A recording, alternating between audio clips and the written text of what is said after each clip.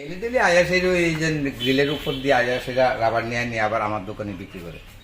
তো আজকে মানে কারণে কারণে ওইতে খাইতে গেছে বাড়ি, আয়া সেইটা এদিকে আয়া সেই ভিতরে ঢুকছে। তো ফট করে রাতে দরজার মানে তালা ছিল, তো ইয়রে সুবিধে ডাক দিয়া তারা 10 গরু দান দিচ্ছে।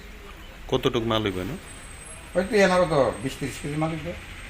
এদিকে অ্যাকচুয়ালি নেশা নেশা খাওয়ান না ওটা বাড়ি যে বাড়ি গোলাঘাটি, ছেলেটা জিজ্ঞাসা করছি কোন জায়গায় বাড়ি, গোলাঘাটি।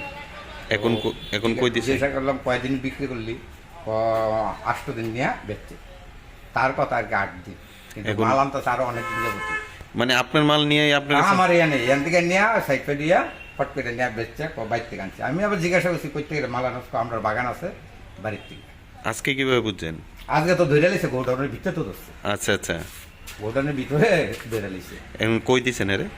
এখন থানাতে তুলে দিছে। বিশাল কথা না। এই দোকানটার নাম কিটা?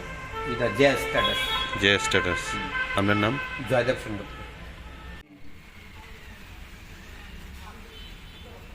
লিয়ে দেখা এদিক দিয়ে